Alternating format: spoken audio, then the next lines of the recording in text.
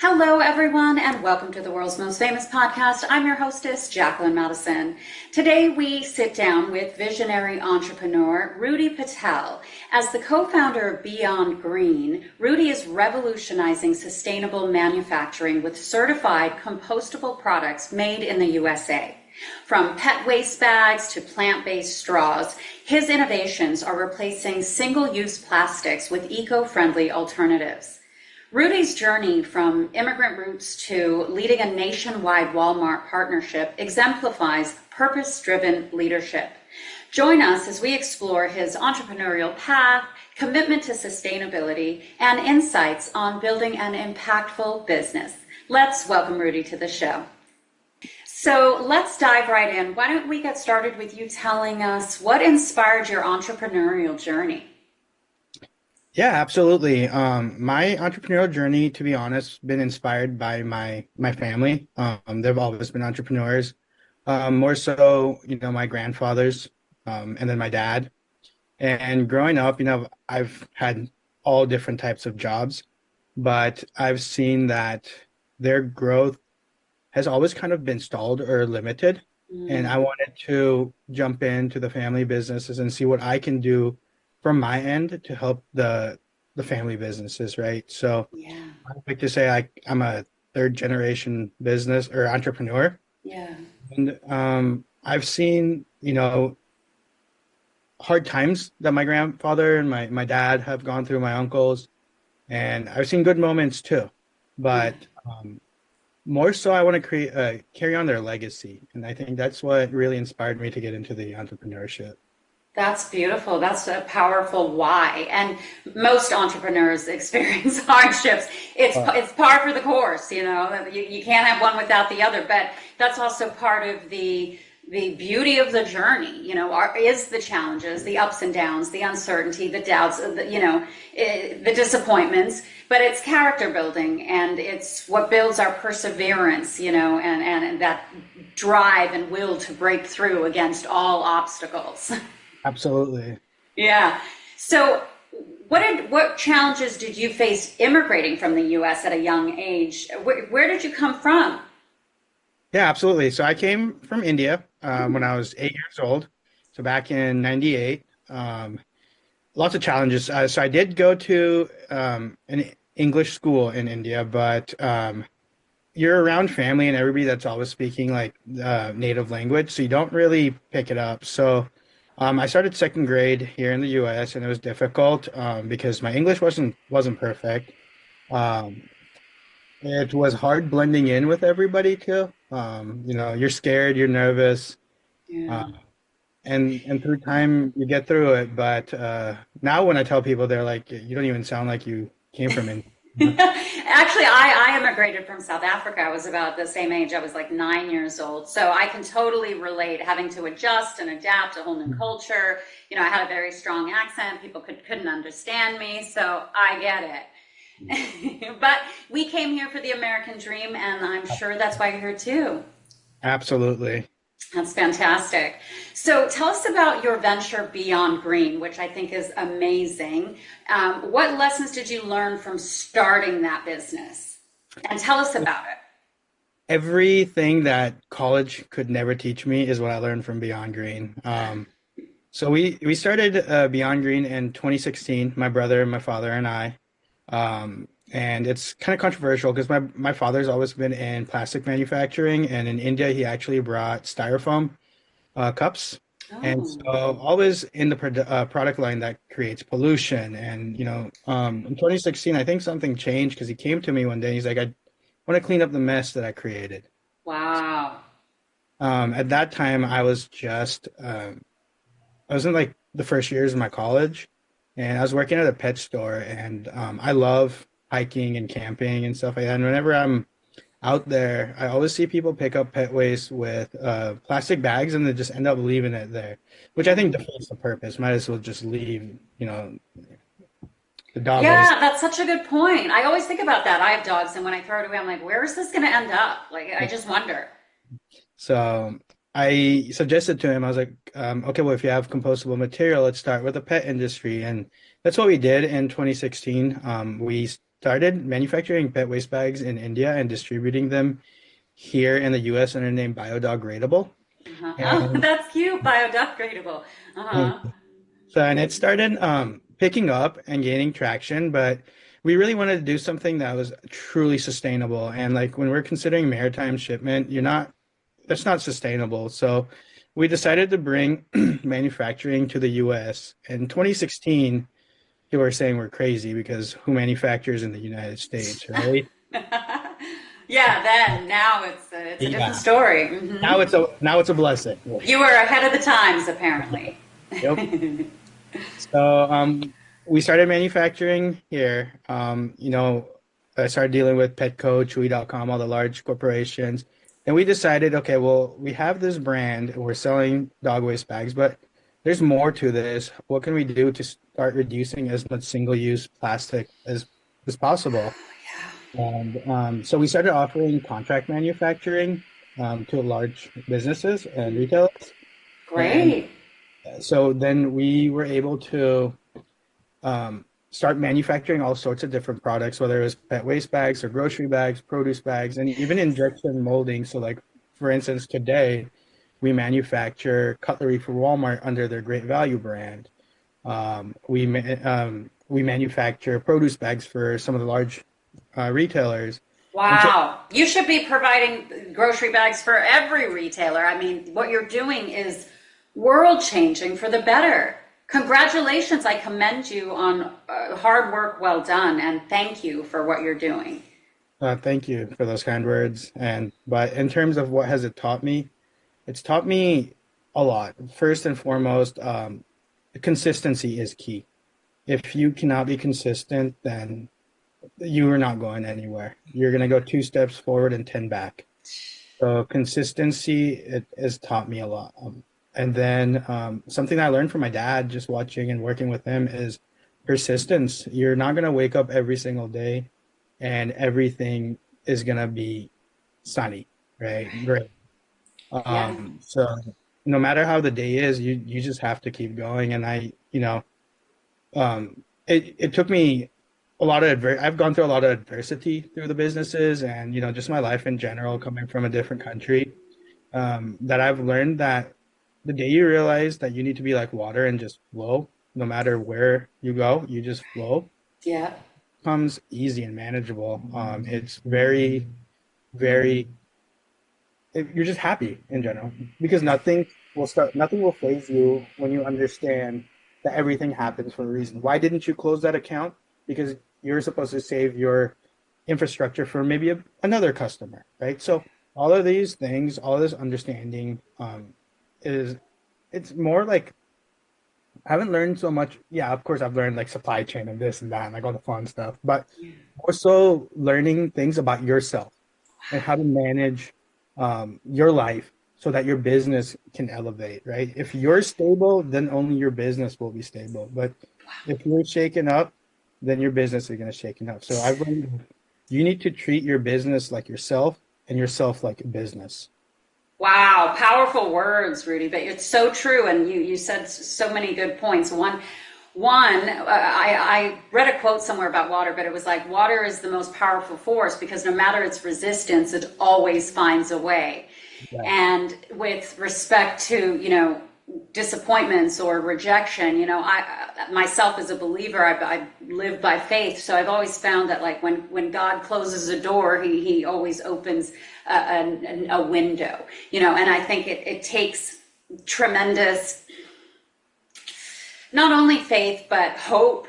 And like you said, persistence in continuing to move forward despite rejections, despite obstacles, despite setbacks, knowing that it's going to work and you're just never going to give up and you're going to make it work. Right. You can't, when you're in business, you don't have that option. You Right. have so many people, whether it's your investors, your stakeholders, so on and so forth, you have so many people you have to take care of. And after a point, you're at the point of no return. Mm-hmm. Oh, I love So, that. Failure is just not an option. It's so true, though. And that's how I feel. Like, I said there's only one key to success. Never give up. Period. Period. So what motivated your father, or what was kind of the intention within the family to create? Well, actually, you did mention that about how your dad wanted to clean up the mess. So that was great. But then tell us, how did you develop your patented compostable material blend? Yeah, no, absolutely. So my dad, like my uncle in India actually does a lot of the chemical stuff. They're both chemical engineers. Wow. So it was actually, I remember January 2016, I was sitting at our house in India, and my dad came upstairs like, hey, we developed this compostable material. What should we do with it? And that's when I told them, hey, we should look into pet waste bags. It's an easier market to enter than grocery bags. And that's how it all started. And now, though, we're actually very, very grateful because we don't use our patented material. We actually have a partner. They're one of the largest chemical manufacturers in the world.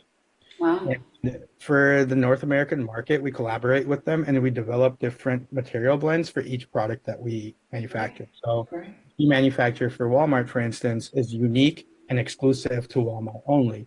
But if we manufacture something else for Amazon, that's going to be exclusive to them. So it gives us a lot of, well, competitive advantage because we can work with our supplier to make a material blend that is cost effective so that we can price out the product so that it's competitive to offshore market or manufactured products. But our goal is how can we get compostable products in front of a consumer next to the same product, which is made out of plastic, at the price same, or if not a little, similar, where the Right. consumer doesn't have to think twice about it. Mm-hmm. Right? We want to eliminate plastic products from the market and, in pollution, but we can Right. only do that if we're able to create premium sustainable products at the same price as those plastic products and in America. Right. Yes. Wow. Well, that's quite a feat. So tell us, tell us really the power of doing hard things quietly, like building the infrastructure of your company without the applause, without the recognition, so to speak, but persisting to create what you've created thus far with your critical strategic partnerships that I'm sure ensure the growth and the expansion to obviously accommodate certain clients, etc. But tell us about that, the power of doing hard things quietly. So it's definitely difficult. It's gotten a little bit easier now, but I know when we started in 2016, a lot of people didn't even know the difference between biodegradable and compostable, right? Or at that point, we were getting a lot of greenwashed, as they call it, greenwash products from other countries that people were importing, where they were just plastic products that were green and they called them sustainable. And Right.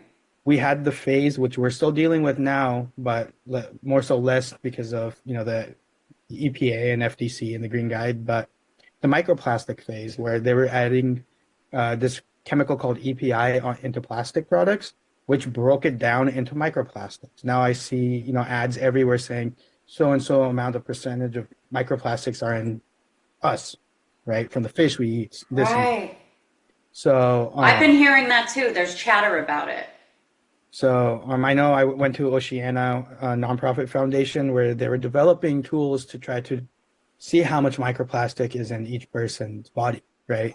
So I know Mm-hmm. that was a huge scare. So those times were very, very challenging because it was a lot of education that you had to do to the consumer. Even if you are making a truly authentic product, now because of all the greenwashing that's done by other manufacturers, more so the offshore manufacturers, you lose that credibility in front of consumers because you could just be another greenwashing manufacturer, right? So is that the difference between biodegradable and compostable? So no, like for instance, a banana peel is biodegradable. So anything that is biodegradable is going to be compostable, Oh, but okay. not everything compostable can be biodegradable. Interesting.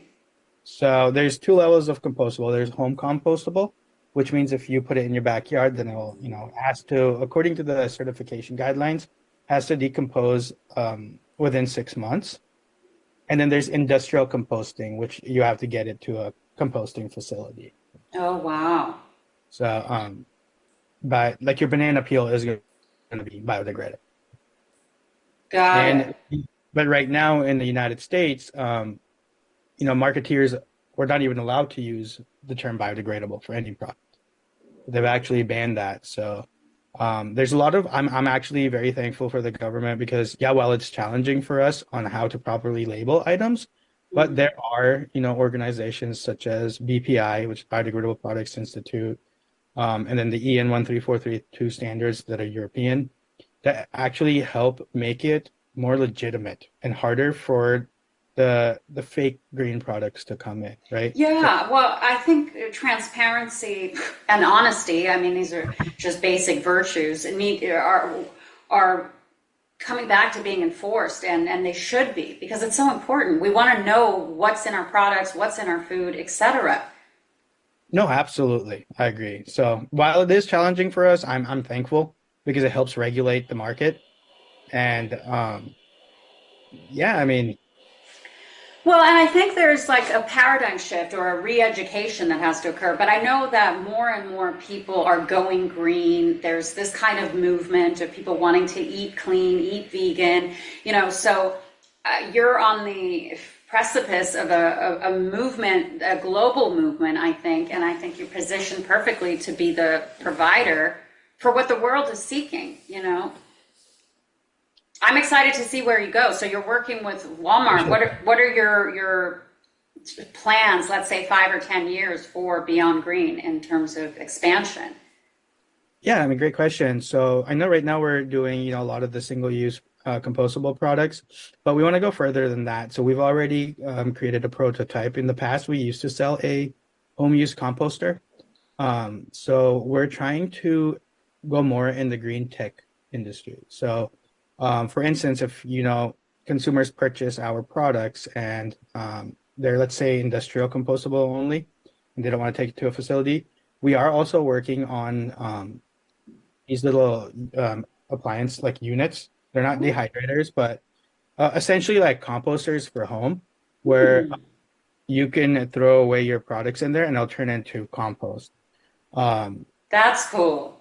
So and we used to sell that. Now we worked on a new model, so we're going to launch that. We're trying to work more with products that we can incorporate solar energy into, carbon I sequestration. say that all the time. I believe that carbon or solar power is like an untapped resource. Like we haven't even begun to tap into the power of solar and what and its uses. So that's fantastic news. Yeah, thank you. And so, yeah, we want to essentially offer our consumers or our clients all the options for green products, right? So whether it's a single-use product or it's a green tech product, we want to develop and provide that for our consumers. We're going to remain a brand, but we're also going to remain a contract manufacturer. Excellent. Now, is this through Beyond Green or a other sort of peripheral company, or is it under the same umbrella? So this is going to remain under Beyond Green. Excellent. And will these products you speak of be available through retail only or direct consumer sales? Like how can clients get them? So they're going to be available on our website. They'll also be available through our retail partners. And, Great. So they and just need then, to ask for Beyond Green. correct. Yeah. What about Amazon? Yes, we do sell all our products on Amazon. Oh, okay, perfect. Who are your retail partners? Sure. So, you can go on walmart.com, purchase them. Chewy.com, we have all our pet products on petco.com. All the big ones. Yeah, so if you honestly just Google Beyond Green products, they comes up with a bunch of links. Excellent. Perfect. Let's talk about the entrepreneurial journey and that experience and how personal growth and purpose fuel your company culture and innovation. I saw an amazing quote the other day and it said, the things that we build end up building us. And how true is that? Is absolutely true. Yeah. So tell us about that for you. So the entrepreneurial journey has been hard, especially starting in 2016 and starting manufacturing in 2018. It wasn't all smooth sailing, the waters definitely got rough. There have Yeah. been multiple times where, we've had to sit our staff down, guys, hey, can you hold the paycheck till this Right. day? This and that. So, as you said, entrepreneurship comes with all of those fun times, right? Yeah. Uh, but it's in those moments that you have to learn that you cannot break. A lot of times as entrepreneurs or anybody in a leadership position, you feel like you can't be vulnerable, but like you have to realize that you also are not perfect. So Right. you can't hold everything in. You have to work on yourself. And what I've learned through my journey is the power of mindfulness, and just being present. And Mm. I've learned that the more present I am and the more accepting I am of the situation, that it's okay. But I wasn't always like that. So many times, you're scared. You're like, like, especially because for Beyond Green, it's a family business. So like my dad is there, my brother is there, and like I can't tolerate to see my dad in stress. But for me, he's been a great mentor. He's been strong, and he can handle almost any situation from finance to legal to whatever it is. And I've learned a lot from him that like whatever is going to happen is going to happen. If you try to fight it, you're just trying to swim upstream. So Right. you're wearing yourself out. Yeah. So at that point, just accept it and just go by it. What's the worst that's going to happen, right? Um, Yeah, you got to roll with the punches, and I think it develops in us a resilience and ability to, let's say even if you get knocked down, to always get back up, to sort of stay in the fight, and keep fighting. yeah, no, absolutely. And so while those hard times have been there, I've also learned a lot of positive things from positive moments, right? Like I was always coming from a different country, coming here. I was kind of always insecure. I never thought I would be in the sales and marketing role, but Right. speaking wasn't something I've been good at. But lately, I've been going on stage in front of thousands and thousands of people, and like that was shocking to me. And I'm still like surprised, like, whoa, like, that's something I thought I could never do, or Wow. like, openly speak with you here. Like, okay, like I didn't think I could do that. So like Yeah. you're right. Sometimes what you build builds you. It gives you strength. It gives you courage. It gives you determination, persistence. It gives you all the good things. And that's why a lot of entrepreneurs, you read the story of all the successful companies, and like when, someone's trying to do a hostile takeover and stuff like that, it hurts in your heart because it honestly is your baby. It's It's right. a lot. It's so true. We invest our whole heart, our soul, our spirit into what we're creating, into our business. And yeah, those are just horror stories. I couldn't even imagine. God forbid that, never happens to us. Yeah. Tell us about your leadership philosophy or your company culture and how you maintain that and sustain that. Yeah, absolutely. It was kind of well, this generation isn't me and my dad's generation, right? So a little bit of clashing back in the day, but I think we've made it a lot better lately. We super open, super family like, even when we opened San Antonio, there were over 100 new staff members and stuff like that. We'd always try to play games with them, activities, what's it called? Potlucks, everything. So we try to create a family like environment. And while leadership is required, I don't believe that um, one person overlooks another person and has to dictate their role that way. Everybody is an equal. Yes, okay. If you do something wrong, then maybe you might get a kappa from your superior. But there's no higher position, lower position, this and that. Everybody works together as a team and you build together as a team. If you mess up, then the whole team messes up. If we do great, then the whole team does great. But it's not, yeah, it's very, very easy going. You know, Yeah, I think that's great. That old adage, there's no I in team, but it's so true. And I think if you can foster that kind of dynamic, especially a familial dynamic, it also encourages loyalty and love, and those are key principles to have within not only a real family, but in a business environment. Like for example, when times get tough and they got to wait out the storm and maybe not take a paycheck this month or whatever, they're willing to, and you can't buy that. That is loyalty and love. right. No, absolutely. And our California facility has been long out there longer than Texas. And a lot of the team members in California have been there from day one. And they're Yeah. so, and that loyalty for sure is there. Like now, and it, as a small business too, like not necessarily huge, but like you can not ever go to the office and know that everything's going to be okay. As long as they have the things that they need to keep the business running, they'll run it because they're family. They take care of it as their own. Right. Want them That's, to feel like it's their own, right? My hmm success, and what I love my dad when he says this is, um, if you give everything to the company, you're only growing with the company because I'm not going to be successful if you're not successful. yeah. So like our growth is your growth, right? Yeah. And do it authentically together, then everybody grows. That's right. It's so true. I love that. So, how do you balance work with your personal life? If you even have one.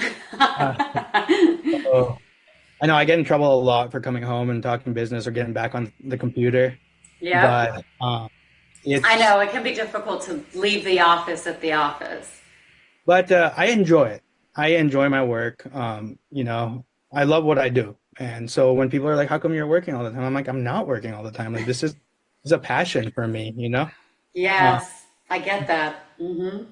but yes, I do need to take healthy breaks, and I love, like I said, nature and hiking and stuff. So I will try to escape into nature whenever possible. Yeah, I love it. Like for me, I keep the Sabbath, right? Like I say, even God rested on the seventh day. So for me, it's just so important to have that day of rest and recharge so that I can just be the best I can be the 6 days of the week, you know? And I really find that that day off just rejuvenates me to where I just can really give my all for the rest of the Yeah, week. Super important. I do love movies too. So Sundays are sometimes movie binging days, you know. That's great. Yeah, just relax and kind of unplug from it all. Even though I'm with you, like my work is my passion, it's my love. So, I mean, I feel like I never work a day in my life. So That's the best. now it really is, and I think that's how it should be. And I think really that's the joy of the entrepreneurial journey and experience. As like, don't do it if you don't love it. You know, it's your life. In fact, for anything, just even a job, don't do it if you don't love it, you know? Exactly. Yeah. If Yeah. you wake up in the morning, you're like, "Oh, I have to go." Yeah, then don't do it. Yeah, 100%. Oh, God. Yeah, I think the last time that happened for me was like when I was a teenager, you know? That was not going to be the life I was going to live. So, what marketing strategies have been most effective for you, and do you foresee kind of implementing to kind of re-educate the public and on the importance of these compostable products? Yeah, absolutely. So we do a lot of blogs on our website. Also, LinkedIn helps us a lot. We've done like guerrilla marketing too, because we are a brand, so we do ship out a lot of products. So we will put like FYIs or like little um, pieces of information about the bags and the differences, this and that, in our boxes. So when consumers get the products, they get those little notes.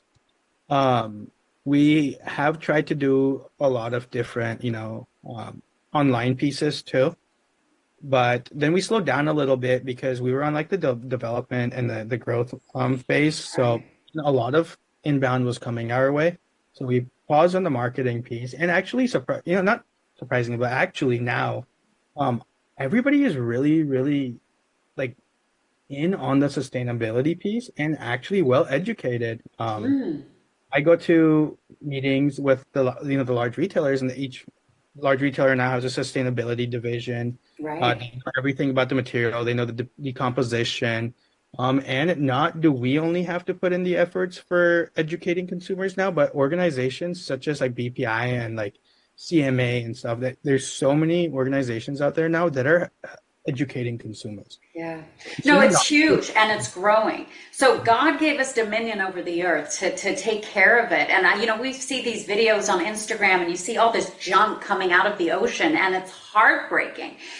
We as a collective human race, as brothers and sisters, we have to take care of our earth. And that's using products and you creating the products that we need It's so important. So I love it. And I have an idea for you, Mark. I can see you doing cute little like skits on Instagram. I don't know if you're on Instagram, but cute little skits on Instagram with the difference between the products. And I don't know, something cute. Instagram's huge. Yeah. So if you're not on Instagram, I suggest We do. that. Yeah, we're on Instagram, Oh, okay, great. Facebook, LinkedIn. And I know like the guys sometimes make funny videos. A lot of time it's like just like pictures and stuff like that, but they have made some animated videos too, like the company-wide videos. And I know a lot of them are posted on our YouTube as well. Yeah, I mean, or you could go serious about like how the importance of going sustainable and compostable products, and kind of highlighting some of the damage or like as your father said, some of the mess that's still there that needs to be cleaned up. Yeah, no, we go through different types of posts all the time. Yeah. Uh, Great. So we'll definitely also include your link to the Instagram. So let's shift gears and tell us, what advice would you give to other entrepreneurs who are thinking of starting their own business and pursuing their own kind of dream, or carrying on the family business as an entrepreneur? Yeah, no, absolutely. Business, I think, is the most beautiful thing because business is an extension of yourself, of what you believe in, and it is created to help, the society, right? But business is not easy. There's going to be times that are very challenging. There's going to be times where you wish you never started, or times where you just want to give up and walk away. But you just have to believe in yourself. When you believe in yourself, you get that feeling from the inside that no matter what you do, it's going to be okay and everything's going to work out just fine. So you have to be consistent, you have to be persistent, and you have to trust yourself more than anybody will ever trust you. Because sometimes when you start, people are going to ask you, why would you start this? But if you believe in what you're starting, then nothing can stop you from achieving what you want to achieve. The power of purpose. It's incredible. And you are serving such an incredible divine purpose with the products you're creating, because there's a real serious need for them, And so as a Christian, I remember Jesus always said, the greatest of all of you will become the servant of all, So, and I think that when we have kind of a servitude purpose in what we're creating and what we're contributing to the world, we have almost like a divine power behind us. Despite the obstacles, the challenges, the disappointments, there's something greater than us at work in what we're doing in the world. And that's an unstoppable force. I completely agree. There's so many times where I tell my dad, I'm like, beyondGREEN should have failed a dozen times. Right. It shouldn't be here. But yeah. The very last minute is when it gets saved. Like Elon Musk in one of his interviews he was tearing up because Tesla was about to go bankrupt, and last moment he got that contract from NASA that saved Tesla. And like what is meant to be there is going to stay. It's going to teach you. You're going to go through transformation. You're going to go through hard times, but even after it not failing a dozen times, you keep pushing, because there might be another situation where it's about to fail again. But if it's going to be there, it's going to be there. No matter what happens, you're going to be there. Yeah, absolutely. And again, the faith mind, there's a scripture that says, God laughs at man's plans. In other words, his plan will always prevail. And so, and there's another scripture is just, these things are coming to my mind. If God is for us, who can be against us, right? So just for entrepreneurs out there, and for myself, I always stay true to the fact that I am serving a purpose, a divine purpose in what I'm doing. And that keeps me committed to knowing that, I can't fail. Failure is not an option when God is on our side. Amen. Amen. It's been such a pleasure. I love what you're doing. I'm so excited to see beyondGREEN grow. And is there any final words or things you'd like to say before we wrap it up? Well, first and foremost, thank you so much for your time, and it was a pleasure being on the show. Yeah. And just my point is just stay strong, I guess. And no matter what happens, believe in yourself. As long as you believe in yourself, you don't need anybody else. Yeah, absolutely. Well, stay in touch. I'd love to have you back on the show 2 years, 5 years, 10 years down the road, and we can, keep up with you, see what you're doing. And I wish you all the best. I wish you boundless and endless success. And again, I commend you on your amazing work that this world so desperately needs the products that you're bringing to life. So thank you, and God bless you. Thank you. Have a great day. You too. Bye. Bye, Rudy.